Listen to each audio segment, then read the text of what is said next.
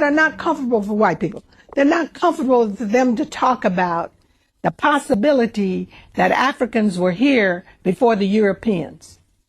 So what do you do with the heads in Mexico that you find at San Lorenzo, at Tres Zapotes? What do you do with those? All right? You ignore them. What do you do with Columbus's diary that says the Africans know a way to the west, but it goes around the doldrums, we would never survive? What do you do with that? You ignore it. What do you do with Balboa's diary that says we came upon this African village in the isthmus? How did these Africans get here? What do you do with that? You ignore it.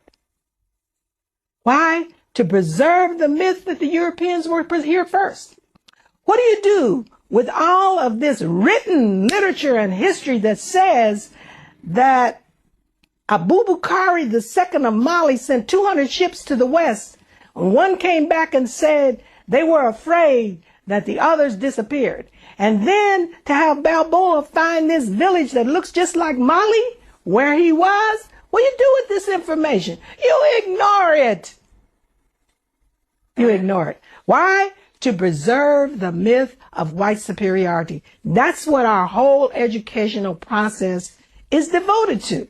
What do you do with this whole history? This is a written history, my dear. Written. I'm not talking about hearsay. I'm not talking about a griot said this. I'm not talking about something handed down from one generation to the other through voice. I'm talking about written history of the Egyptians. What do you do with this? You ignore it.